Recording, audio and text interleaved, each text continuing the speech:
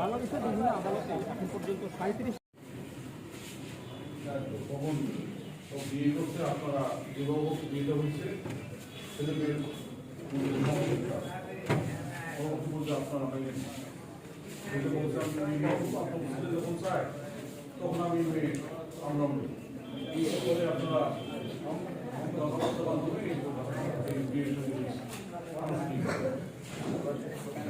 আপনার নাতি এবং ছেলের বউ দায়িত্ব সেই দায়িত্ব পালন করছেন যখন আপনার ছেলের বউ এসে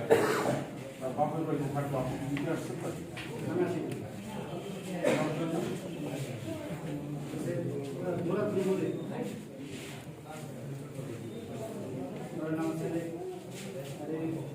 ভালোবাসে তার সাথে আমরা যে বলছে ঠিক আছে তার কথা এবার নিয়েছি আমরা আচ্ছা আমার মেয়ে বিয়া দিছি যে পরে শুধু থাকে তোমারও জ্বালাইলে আমার মেয়েরও চাই আমরা মেয়ের মতন দিয়েছি ঠিক আছে জামা কাপড় যেখানে জ্বালায় আমি জানাই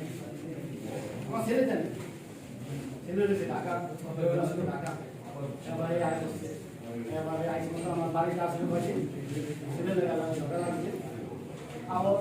আমি বেশি লাগে অবস্থা করছে বিভিন্ন দেখো বিভিন্ন দেখো আমার ছেলের আল্লাহ রাখে বিভিন্ন খেলে তোমার জানে সু তোমরা আমি যাও এবার কদিন আসলে জায়গায় আমার বিয়ে বাড়িতে এই জায়গা আর শুধু আমার সাথে থাকবে না ঘরে হলো সৎমা ওর সাথে থাকবে ঠিক আছে তোমার জানে খুশি ভালো লাগে খাইয়া আছে কদিন পর ঠিক আছে ঠিক আছে টাকা আমার ছেলে টাকা তারপর আবার এসে কিছুদিন পর আইনা ছেলে আমার বাড়িতে এসে আমি তো বউকে আসবে তবুও টাকাটা আমি চাই তো তুমি একসাথে গেলি আমার টাকা শুনুন বাসা শুনুন সব কিছু নিয়ে টাকা এ কথা বলে আমার ছেলে আমার বাসায় দেখে যাবো টাকা তো নাই আমি আমার বাড়িতে বলো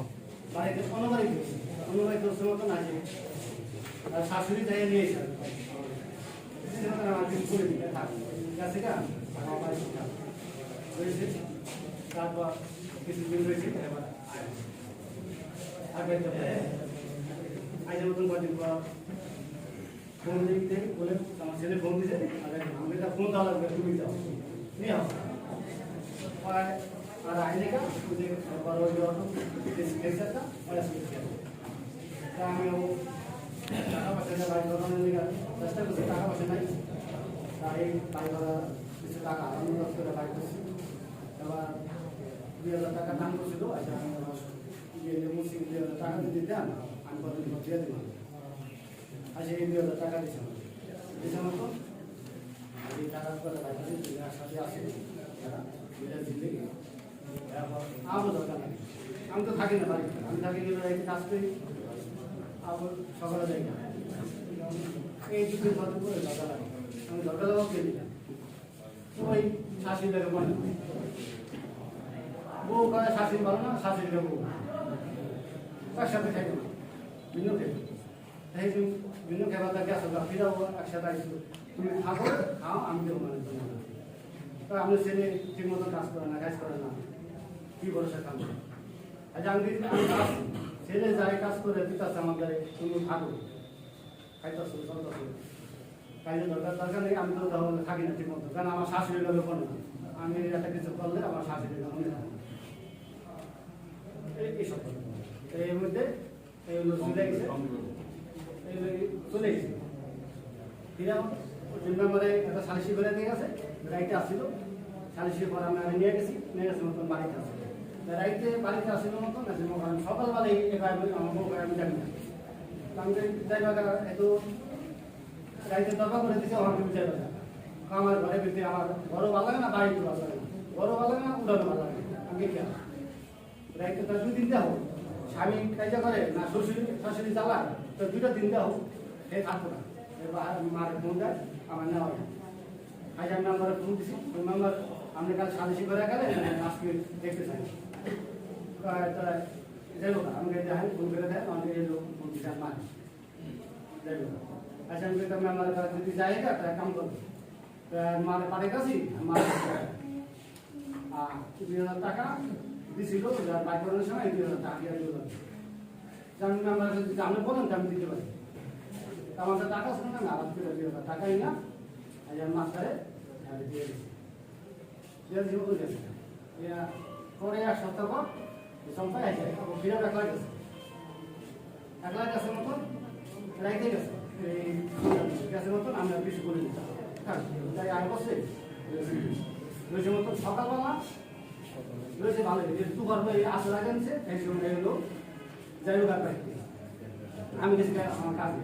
এমনিতে বাজারে দেওয়া হয়েছে বাজারে ফলফুটি দেওয়া হয়েছে মতো সংবাদ আমি কই যেতেছি আমি কাপড় চুপড় আনতে চাই আমি কাপড় চুপড় তো নেই নাই আমি আনি নি কাপড় চুপড় আনতে চাই আমার লাগলে বাজারে দেয় ওই কাজ রাইতে আজকে বোঝাইতেছ তোমার নাম বাড়ি থেকে চলছে তার নাম বাড়ি কই যাবে কাপড় চুপড় আনতে কাপড় চুপড় আনার কথা করে এই যাইছে এগুলো তারা ওইটা চাই আমি আসি এখন আপনার কি ভিসা অল্প নিউ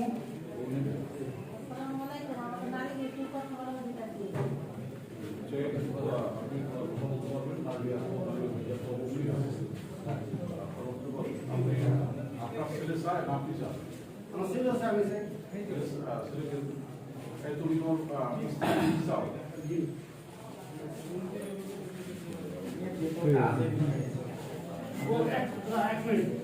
এই হলো বিয়ার সময় আমার 800 দিয়েছে 40,000 টাকা দিয়েছে মেম্বারে নিচে যাই 40,000 টাকা আমার বড় ভাই আপনি দিয়েছে 40,000 টাকা দিয়েছে এই বিয়ার সময় এই সময় তো এই টাকা দেয় আমাদের টাকা শুনে এই টাকাটা খরচ করে আমি হাতে চুরি দিয়েছিলাম আর গাড়ি বেঁধেছিলাম এই চুরি আমার সংবাদ বলছে যে আমি আমার বিয়ে বাড়ি আমি যাবো না কাজে যাবো না আমার বাড়িতে যাবো আমি তার এক কাম করো তুমি অনেও না তুমি বিকাল থেকে যাই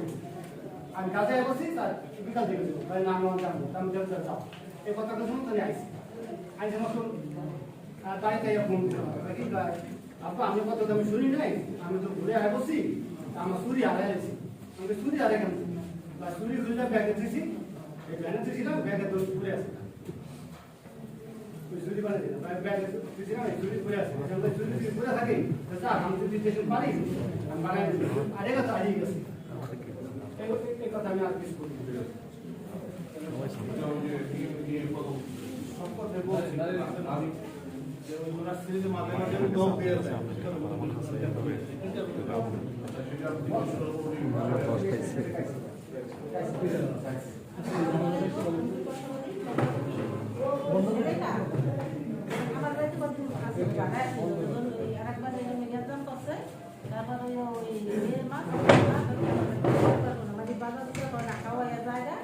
পরে আবার আমার বাড়িতে ঘর থেকে আমি একা আমি তো আমার বাড়িতে আমার একা রাখবো আর ওই করতে পারবো আমি ওদের গাড়ি কিনে দিব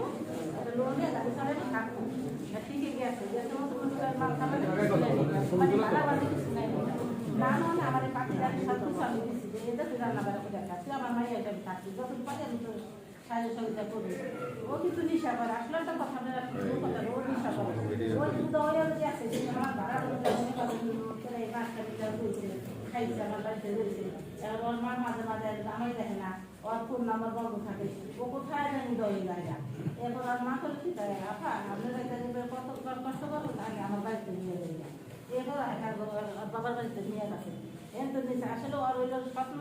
ওর বলতো না মা জুয়ান বেশি বুঝছে ওর মার সাথে ওর বোর সাথে আর কিছু তাল মিল মেলে না মানে ওইলো সবগুলা সব ভালো পছন্দ করে না হ্যাঁ মেলে না মানে সেই কাজ সব সংসার সবাই দিতে রাখতে পারে তারপর আর কি সব বৌদা সবগুলো কি করে আর ওই সাইডার নিচে মাঝে মাঝে খাওয়া যায় হ্যাঁ খাওয়া যায় না ওখানে আবার খুব খবর থাকে না আমি মনে করি কথা বলে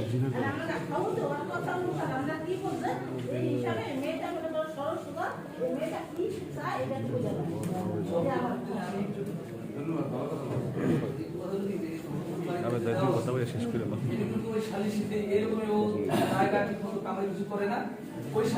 সিদ্ধান্ত ছিল যে এই ছেলে মেয়ে দায়িত্ব হয়েছিল যে আসলে কার দোষ কার ত্রুটি এই ছেলেটা কি মানে আসলে যা করছে মেয়েটা যে অভিযোগ করছিল এই অভিযোগ সঠিক কিনা এই জন্য পুকুর বাড়িতে আমরা এই নির্ধারণ করেছিলাম যে ওই বাড়িতে ভাড়া দেওয়া হবে পরবর্তীতে কিছুদিন ওখানে ছিল পরে দিয়া ওই ছেলে চলে গেছে মানে উনি কিন্তু সেই সময় মনে হয় আমরা ওনার বাড়িতে নির্ধারণ করে দিয়েছিলাম দুই বাড়িতে কোথায় রাখবে এখানে বসে কিন্তু সেই সিদ্ধান্তটা আমরা করে দিয়েছিলাম।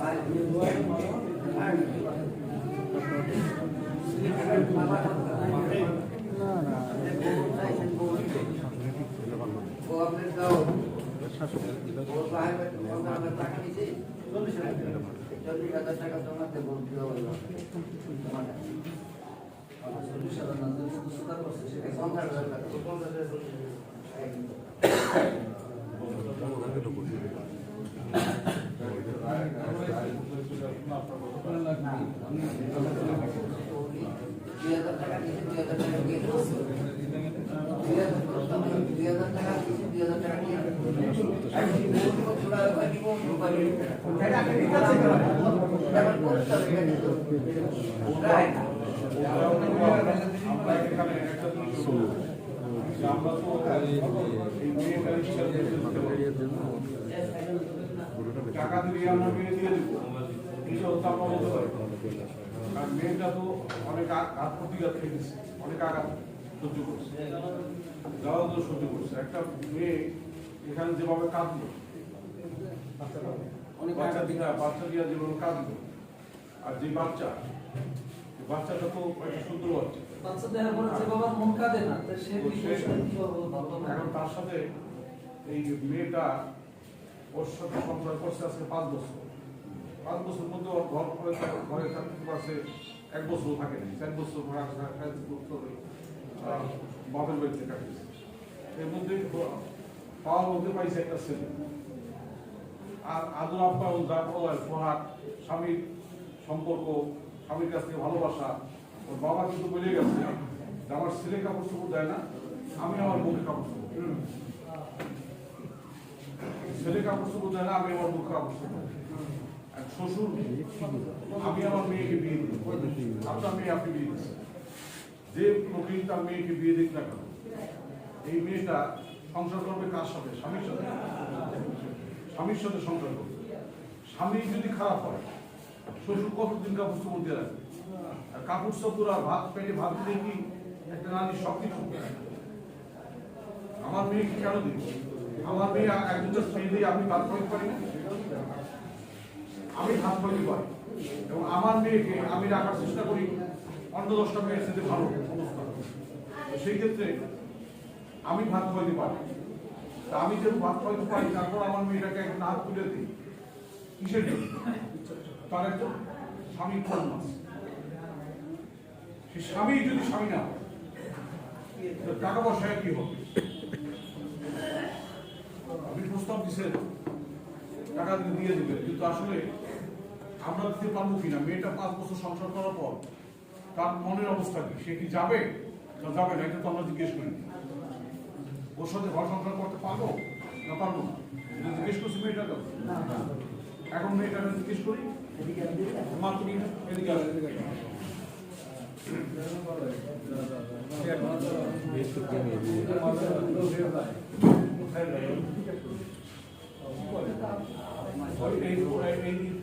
কথাগুলো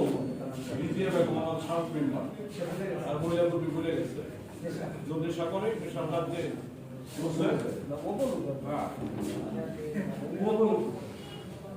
তুমি মাঝে মধ্যে কোথায় যাও ঢাকা যাও কি করতে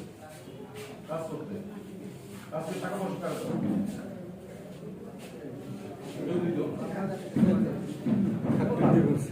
টাকা পয়সা নেশার রাজ্যে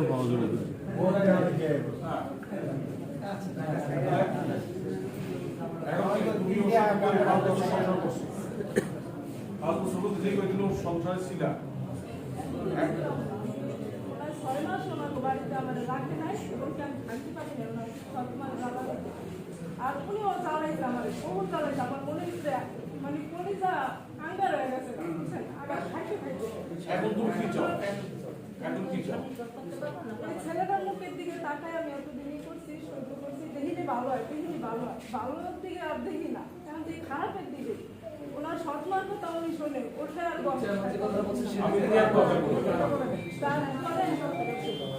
কত কথা না তুমি কি সম্ভব না সংসারটা সম্ভব আপনি জ্বালাইবো, সারা জীবন জ্বালাইবো। কিন্তু মরার পর আমার একদিন মরা ভালো। আমি একদিন মরা যাই, প্রতিদিন আমি মরতে চাই না।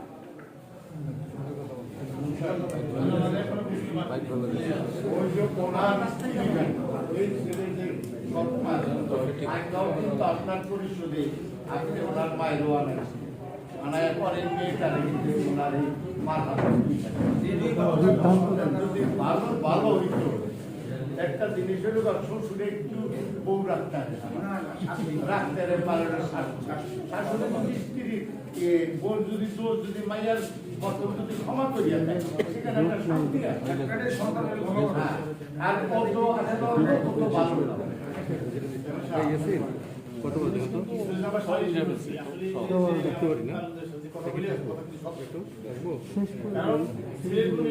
সংসার করার জন্য কিন্তু আমাদের সাবেক মেম্বার এবং আমাদের লিগের কিন্তু একজন পূর্ব একজন সদস্য নেই মহিলা সদস্য আমাদের ইন্দিজিয়া বেগম ওনার মধ্যে থেকে ভালো মতো দায়িত্ব কিন্তু দেওয়া হয়েছে। এই যে এই ছেলেটাকে কি অবস্থা নেই সংসার করা চলে কিনা আর অবস্থানটা কি এটা জানা স্পষ্ট বুঝে গেছে যে আমার ওখান থেকে এখান থেকে উদয় হয়ে গেছে বলে ডাইরেক্টলি সতর্ক আর তখন আমরা অনুমান করছি যে সতর্ক দেখবো তাদের সাথে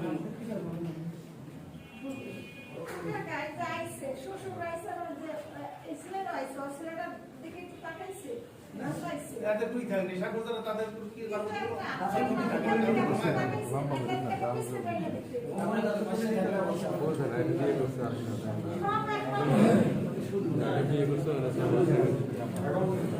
সমস্যাটা কি আপনার কথা থাকে মূল সমস্যা হলো ভাই এখানে যে সমস্যাটা সেটা হলো যে গ্রামে একটা প্রবাদ বাক্য আছে তার স্ত্রী একটু শুধু মারে তুমি যে আমার এত মারো তুমি কি আমার রাখবা না মায়ের ধরন দেখেও বুঝুস না মায়ের ধরন দেখেও বুঝুস না এখানে জেতার জন্য সালিশি সভায় জেতার জন্য বউ নিতে চায় অর্থাৎ কাবিনের টাকা যাতে না দেওয়া লাগে এই জন্য বউ নিতে চায় এইভাবে বারবার দখল করা হয়েছে বারবারই করা হয়েছে আমি তো অনেক সালিশি করি তো এই শত শত সালিশি করি এই কারণে অনেক যে ঘটনাটা এখন বলবো ওই সময় আমার ঠিক মনে ছিল না যে আমি এটা সালিশি করছি মার কাছে দিচ্ছি এখন আমার কাছে সব স্পষ্ট হয়েছে তো এইভাবে নেয় এখনো আমরা দিয়ে দিতে নেবে নিয়ে 2 দিন পরে থাকতে পারবে না তার কারণ শাশুড়িও রাখবো না আর ও আর মার কথা শুনবো ও নেশা করবো টাকা দিব না যেই ছেলে রোজগার করে না যে লোক রোজগার করে না সে চলে চাইতে বেশি খারাপ তো সেই ক্ষেত্রে আমরা সবচেয়ে নিম্নতম হালাল হলো আমাদের তালাক মুসলমানের মধ্যে যত হালাল আছে তার মধ্যে সবচেয়ে নিকৃষ্টতম হালাল হলো তালাক এই ক্ষেত্রে মেয়ের যে অবস্থা মেয়ে যে কথা বলবো যে আমার জীবনটা অঙ্গার করে দিচ্ছে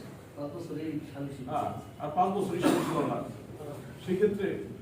যদিও একটা বাচ্চা তার বাপ হারা হবে পিতৃ হারা হবে মা এক সময় এক জায়গায় বিয়ে বসবে ছেলেটা ঠিক থাকবে সেই চিন্তা ভাবনা করে বললো আমরা মেয়েটার কথা পরিপ্রেক্ষিতে আমাদের আসতে হয় সেটা ছেলে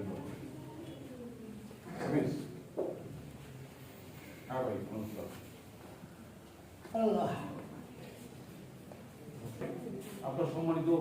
সালিশ বলব আপনারা আমি বলতে চাই না যে এই মেয়েটার এখন তালাক দিয়ে দেব উপায় করুন আমরা কয়েকবার দেওয়া হয়েছে বহুবার সালিশ হয়েছে নিঃসন্দ সালিশি করছে আমরা সালিশি করছি আরো আমেরিকা সালিশি হয়েছে বহু জায়গায় বহু সালিশি হয়েছে মেয়ে কোনো ওখানে বিক্রি করে সন্ধ্যায় যায় সকালে মেয়ে চলে আসে এই বয়সে স্বামী স্ত্রীর মধ্যে একটা মহব্বত আছে না সেই সম্পর্কটাও যদি স্বামী স্ত্রীর থাকে তারপরেও তো মানুষই করে আমরা ঢাকা শহরে বা বিভিন্ন জায়গায় দেখি না স্বামী পঙ্গু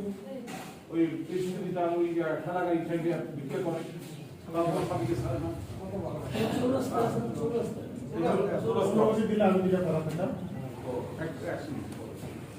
এখন এটা আমরা একটা কাজ করি, এটা আমার প্রস্তাব, যে সরাসরি তালাকের দিকে না যাইয়া আমরা উভয় পক্ষকে একটু বোঝার সময় দিই। উভয় পক্ষকে একটু বোঝার সময় দিই। মেয়েটাও চিন্তা করুক, তার একটা বাচ্চা আছে, তার ভবিষ্যৎ, বাচ্চাটা একই হয়ে যাবে, সেই চিন্তা ভাবনা করে যদি মেয়েটা মনটা একটু নরম হয়, স্বামীর ভাব সংসার করতে চায়, আর ও যোগাযোগ করে যদি স্ত্রীকে কন্ট্রোলে নিয়ন্ত্রণ নিতে পারে, তাইলে আমরা মেয়েটাকে দেব। তবে সেই ক্ষেত্রে একটা কথা থাকবে যে আমরা ওই শ্বশুর বাড়িতে মেয়েটাকে দেব, যেহেতু শাশুড়ি জোয়ান, শ্বশুরও জোয়ান। আর আপনার স্ত্রী মারা যাওয়ার পর কি বিয়ে করছেন না আগের স্ত্রী কোথায় মারা গেছে? ওই ঘরে কি আপনি একই ছিলেন?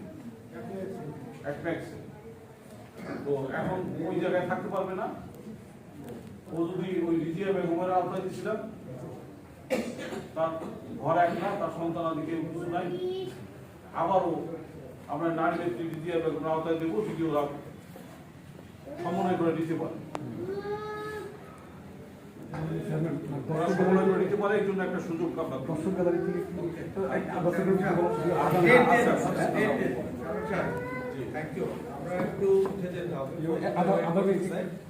আমরা তো আপনার মূল্যবান মতামত পাইছি। এখন একটা ডেট হবে, এই কয়েকদিনের মধ্যে তারা